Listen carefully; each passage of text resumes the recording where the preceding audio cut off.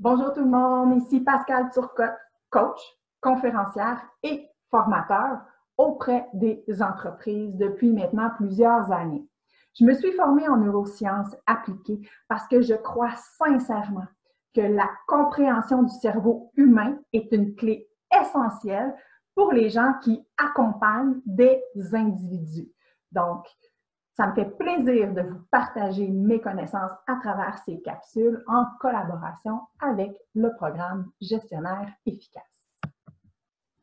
Donc, programme Gestionnaire efficace, comme je vous disais, c'est un programme de développement de compétences en gestion. Un programme tout simplement fantastique pour des gestionnaires. Et présentement, il est accessible à la subvention que le gouvernement a mis en place. Donc, profitez-en, inscrivez-vous. C'est une formation qui est simplement, comme je vous disais, fantastique, extraordinaire. J'adore cette formation. Alors, le sujet de la semaine, maximiser et améliorer vos communications. Communiquer bien plus que des mots. À partir du moment où, en tant que gestionnaire, on comprend ça, on intègre ça, nos relations deviennent beaucoup plus efficaces. Donc, cette semaine, ce qu'on va voir, c'est définir la communication. On va voir les outils et la base de la communication. Alors, trouver un équilibre dans tout ça. Qu'est-ce que la communication? Donc, la communication saine à l'intérieur des entreprises, c'est essentiel afin de mobiliser nos équipes, afin de permettre aux gens de se dépasser dans les entreprises. Donc, il y a une étude aux États-Unis qui a été faite que sur 10 entreprises qui échouent, 7 d'entre elles, une des raisons principales à leur échec serait la communication. C'est hyper important de bien communiquer dans nos entreprises. Donc, la communication, c'est l'ensemble des interactions avec les gens qui m'entourent. Okay? Donc, c'est vraiment, il y a un émetteur, il y a un canal, et il y a un récepteur. C'est un cycle d'information, de transmission d'un message. Pourtant, si ce cycle était aussi facile et aussi évident à faire, à mettre en place, mon doux que ce serait fantastique. Il y a beaucoup plus d'éléments qu'il faut prendre en considération quand je communique avec des gens que l'émetteur et le receveur. C'est hyper important d'être conscient que la communication, c'est un processus qui est très complexe, qui a une influence directe sur les relations avec les gens qui m'entourent, quelles qu'elles soient, autant professionnelles que personnelles. Donc, communiquer, c'est être en relation avec l'idée de partager, d'échanger et non seulement d'émettre des mots. Rappelez-vous, pour toujours, j'espère, la communication, c'est 7% des mots qui vont compter dans ce que je vais dire. Donc, combien de fois on passe du temps à chercher les bons mots, de comment je vais le dire, de qu'est-ce qu'il faut que je dise pour que l'autre personne comprenne. Et pourtant, seulement 7% des mots sont importants. Donc, on va voir un peu plus loin, mais vraiment important de prendre conscience de ça. Alors, dans la réalité, la transmission d'un message, c'est super important, comme je vous disais, qu'il faut être conscient que l'autre personne à qui je m'adresse est beaucoup plus importante que ce que j'ai à lui dire. Ça, c'est la base. Ensuite de ça, la relation est plus importante que la personne qui est devant moi. Donc, ce qui se passe, la relation qu'on a moi et l'autre, c'est le plus important. Ensuite de ça, c'est l'autre personne devant moi qui est la plus importante. Et ensuite de ça, c'est ce que j'ai à lui transmettre. Okay? Vraiment important. On ne peut pas ne pas être en relation. C'est impossible. Okay? Tout ce que je fais, tout ce que je dis, tout ce que je pense a une influence directe sur l'autre. Et l'autre a une influence directe sur moi avec le comportement qu'il va y avoir. Donc, c'est essentiel d'être conscient de prendre soin de la relation avant de vouloir communiquer un message. Okay? On dit aussi, il y a une étude qui a été faite par une firme qui disait que 80% des employés, donc 80% des gens qui sont salariés dans notre entreprise, okay, ne sont pas satisfaits de la relation qu'ils ont avec leur employeur. 80%, c'est énorme. Donc, comment on peut écouter un message quand je ne me sens pas bien, quand je n'aime pas la relation avec la personne que j'ai devant moi? Soyez conscients de ça, c'est hyper important dans la communication.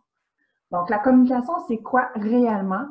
C'est interagir avec une ou plusieurs personnes en même temps que vous communiquez avec vous-même, avec la situation et l'environnement où se passe la situation.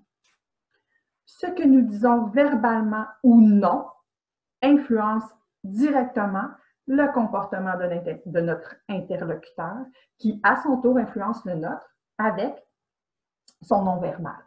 Donc, c'est vraiment important. Ce qu'on se dit à l'intérieur de nous influence directement notre vie. Tout comportement est un acte de communication, donc porteur d'un message. Alors, quel comportement je vais prendre quand je parle à quelqu'un, quand je m'adresse à quelqu'un, et même quand je ne m'adresse pas à quelqu'un. Parce que, comme je disais, tout comportement est un acte de communication. Je vous donne un exemple très, très concret.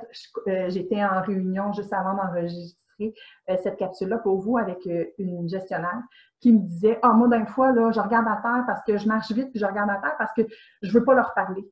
J'ai pas le temps. Je manque de temps, j'ai pas le temps, je suis stressée, je ne veux pas leur parler. » Voyez-vous comment déjà son non-verbal communique à ses collaborateurs, à ses employés, j'ai pas le temps, j'ai pas de temps pour toi, t'es pas important pour moi. Voyez-vous, juste parce qu'elle marche à terre, elle est serrée, elle est stressée, elle veut pas les voir, elle est en train quand même de communiquer, je veux pas parler, j'ai pas le temps. Donc, vous comprenez comment votre comportement est excessivement important pour créer une bonne relation et diminuer le 80% des salariés qui ne sont pas satisfaits de la relation avec leur supérieur. C'est vraiment important. Donc, pourquoi maximiser nos communications? Bien, évidemment, des communications claires, saines, puis remplies de sens vont vraiment accélérer la course et l'orientation de l'entreprise, mais surtout et aussi l'engagement et la motivation des gens qui forment le socle de l'entreprise. C'est la base de votre entreprise, les gens qui travaillent dans vos équipes. C'est ce qu'il y a de plus important. Donc, moi, je dis toujours une entreprise, c'est comme une pyramide et à la base, c'est tous les collaborateurs qui sont là. Donc, c'est important qu'eux soient très solides pour réussir à faire avancer l'entreprise.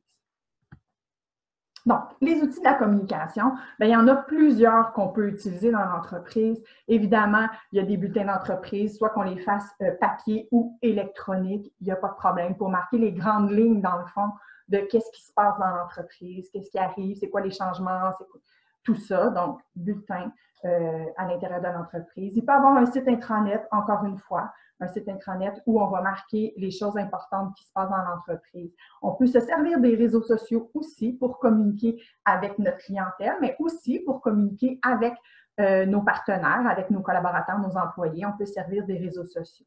Il y a des textos aussi qu'on peut communiquer avec nos gens. Il y a des plateformes, Zoom, TeamViewer. Il y a plusieurs plateformes aussi. On peut mettre des affiches, hein, super important pour essayer de lancer des messages à nos employés dans l'équipe. On peut aussi communiquer soit à grand groupe, en sous-groupe, en individuel. Il y a plusieurs façons de communiquer, puis je suis certaine que vous en avez dans vos entreprises.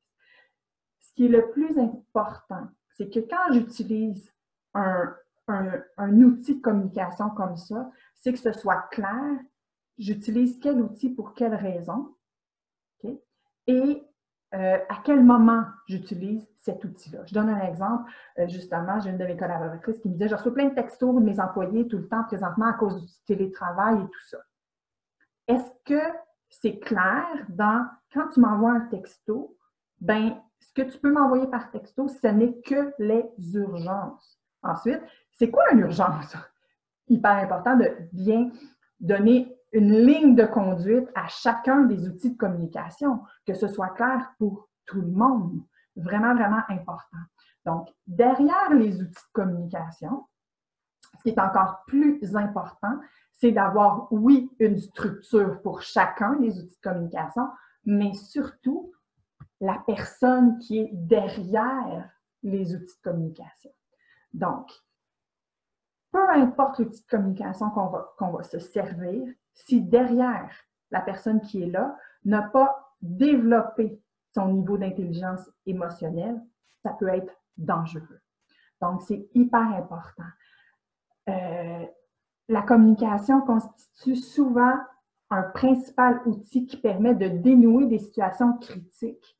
La communication est hyper importante, donc chaque interlocuteur dans la communication joue un rôle déterminant. Okay? Donc, autant le récepteur que l'émetteur va jouer un rôle super important dans la relation, dans la communication qu'on va transmettre. Donc, avant d'entrer en communication, il est super important d'être conscient de la situation particulière, de qu'est-ce qui se passe présentement avant d'être au clair avec le message que je veux donner. Quelle est la situation présentement? Quels sont les enjeux dans la relation? Quels sont les objectifs précis recherchés face à la relation avant, face à l'autre individu, face à mon interlocuteur, avant d'avoir mon objectif précis sur mon message que je veux envoyer. Oui, c'est sûr que le message est très important, mais encore une fois, je vous répète, si l'intelligence émotionnelle des gens ne sont pas développées, le message ne sera pas bien perçu ou bien émis. Donc, l'intelligence émotionnelle, c'est super important. Donc, c'est la capacité à percevoir l'émotion, à intégrer l'émotion, finalement, pour faciliter la pensée, comprendre qu'est-ce que c'est ces émotions-là, pourquoi je les vis, qu'est-ce qui se passe avec ça, et les maîtriser afin de favoriser l'épanouissement personnel, l'épanouissement professionnel, l'épanouissement de l'entreprise. Pourtant, plusieurs gestionnaires mettent un frein à mettre l'émotion de l'avant dans leur entreprise. Il y en a plusieurs qui disent non, on ne faut pas trop être dans nos émotions quand on est en affaires. Et pourtant, maintenant, dans la génération où nous sommes, c'est, je dirais, la base d'un bel esprit d'équipe. Donc, oui, l'intelligence émotionnelle est beaucoup plus rare que l'intelligence classique. Par contre, ça se développe. Donc, c'est super important pour moi, l'intelligence émotionnelle, c'est ce petit quelque chose-là qui fait en sorte que ce que je dégage est attirant. C'est ce petit quelque chose qui fait en sorte que je suis plus ouvert à l'autre, je suis plus ouvert à écouter ce que l'autre a à dire. Et présentement, on est dans une génération où c'est super important. Les milléniaux sont vraiment...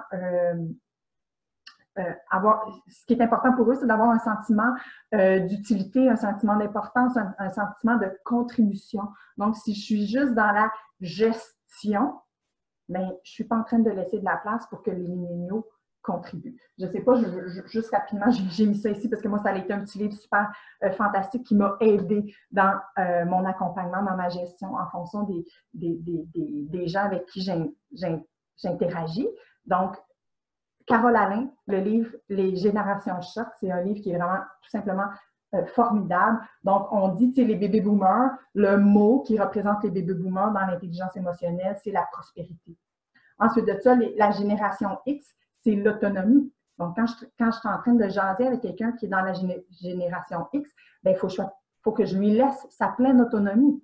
Ensuite de ça, la génération Y, c'est la séduction. Donc, comment je peux aller chercher, séduire, puis me laisser séduire par la génération Y, la génération Z, la virtualité. Donc, eux, génération Z, ils sont en plein dans leur élément présentement à cause de la virtualité. Donc, hyper important d'être conscient de ça puis de développer notre intelligence émotionnelle en fonction de la personne qui est devant moi. Alors, les signes du manque de l'intelligence émotionnelle, du quotient émotionnel, donc les signes qui peuvent vous mettre à l'affût que dans cette situation-là, vous allez manquer un petit peu d'intelligence émotionnelle, donc vous allez avoir à développer, vous allez avoir des pistes pour vous améliorer dans votre intelligence émotionnelle. Donc, les gens qui portent du jugement rapide. Donc, tu sais, ceux qui, par exemple, il faut que j'aille parler à Pascal, mais Pascal est toujours comme ça.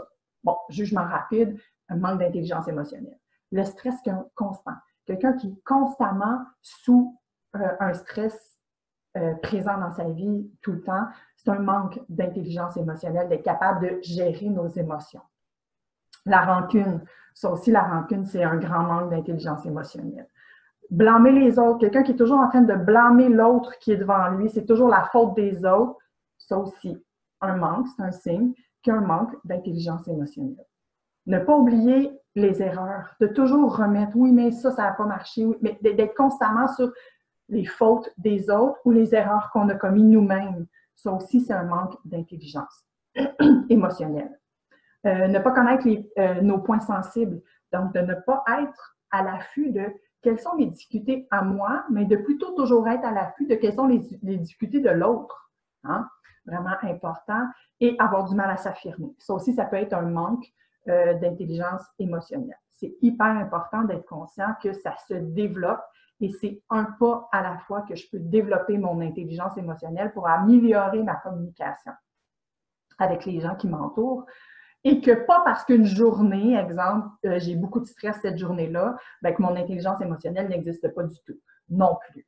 Donc, c'est comme des montagnes russes. Il faut être à l'écoute, à l'affût de ça. Mais je vous invite fortement à prendre en considération les fois où, exemple, vous allez blâmer quelqu'un d'autre ou les fois où vous allez blâmer quelqu'un d'autre, de faire comme « Oh, il y a une lumière qui s'allume, puis il faut que je fasse attention, puis que je développe, puis que je travaille mon intelligence émotionnelle pour réussir à mieux communiquer avec mes employés dans mon entreprise. » C'est vraiment important.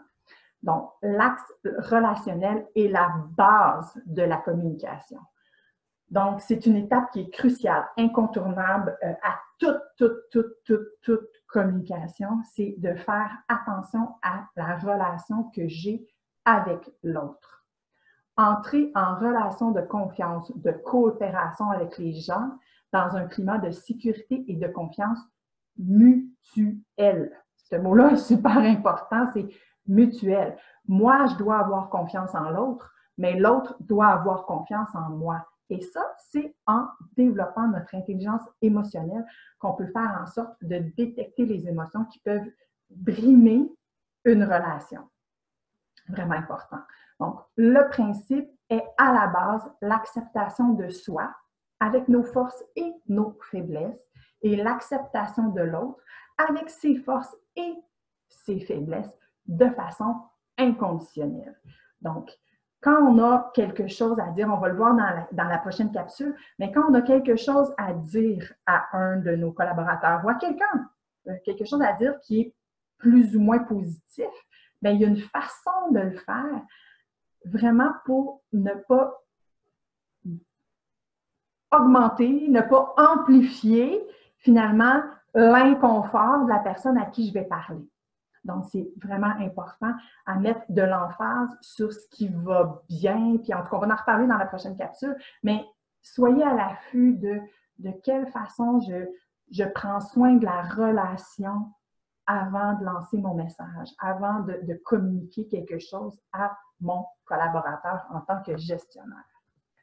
Donc, la roue, les 4 grands axes de l'intelligence émotionnelle. 1, c'est identifier les émotions chez soi et chez l'autre. Donc, être à l'affût de ça, c'est très, très important. Deuxièmement, c'est assimiler les émotions dans la pensée. Quand je ressens une émotion, qu'est-ce qui se passe? Qu'est-ce que je me dis? Comment? Hein, c'est super important. Je vous en ai parlé. Notre cerveau a un impact puissant. OK? Donc, qu'est-ce que je suis en train de me dire? Est-ce que c'est positif ou est-ce que ça va brimer la relation, ce que je suis en train de me dire dans ma tête? C'est quoi les messages? Donc, super important, c'est quoi les messages? Assimiler les messages de l'émotion. Comprendre. Donc, très bien comprendre qu'est-ce que ça m'apprend, qu'est-ce que ça veut me dire, cette émotion-là. Les émotions sont toujours là pour nous parler, hein, qu'ils soient positifs ou négatifs, c'est qu'elles veulent nous envoyer un message. Donc, c'est pour ça que je dis que moi, une émotion, c'est jamais négatif. Peu importe ce que je ressens, c'est jamais négatif. C'est juste la façon de communiquer qu'il y a quelque chose d'important dans ma vie qui se produit et je dois réagir de la meilleure façon possible pour que ce soit positif pour moi et pour l'autre. Et ensuite de ça, ben, c'est les manager, les réguler, donc les gérer, puis travailler avec mes émotions. Vous savez, je vous en ai déjà parlé, hein, la façon de réagir à la peur, la fuite, nier, amplifier ou s'en servir dans la capsule numéro 1 sur les peurs. Donc, voilà pour la capsule d'aujourd'hui. Cette semaine, jeudi, vous allez recevoir la deuxième capsule qui va vous donner des outils à comment faire pour mieux communiquer.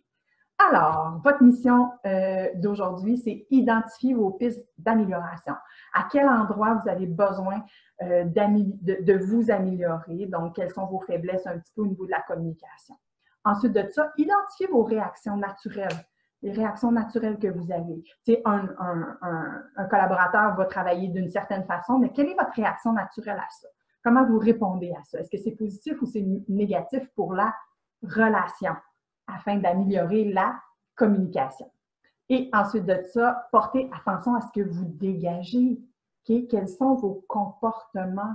Portez attention à ce que vous dégagez. Si vous voulez que votre équipe soit calme, bien, démontrez du calme. Okay? Si vous voulez que votre équipe soit dynamique, bien, vous-même, démontrez du dynamisme. Vous voulez du positif dans votre équipe, bien, vous-même, soyez quelqu'un qui est super positif. Donc, attention à ce que vous dégagez. Rappelez-vous, on ne peut pas ne pas communiquer. On est constamment en train d'envoyer des messages à nos équipes. Donc, qu'est-ce que vous envoyez comme message? C'est les pistes que je vous donne cette semaine, la mission à faire cette semaine. Soyez à l'affût de ces points-là pour réussir à améliorer les relations, ce qui fera en sorte que ça améliorera les communications. Alors, encore une fois, vous le savez, vous pouvez communiquer avec un partenaire ou un fondateur du programme Gestionnaire efficace en tout temps. Vous nous donnez vos commentaires, qu'est-ce que vous auriez besoin qu'on vous apporte. Donc, merci beaucoup de communiquer avec nous. Et pour terminer, donc, vous savez déjà, mais je vous le redis encore une fois. Donc, la formation gestionnaire efficace est éligible à la subvention du COVID-19 annoncée par le premier ministre Legault. Donc, un gros merci. On est avec vous. Ça va bien aller et gardez le cap. Merci. Bye tout le monde.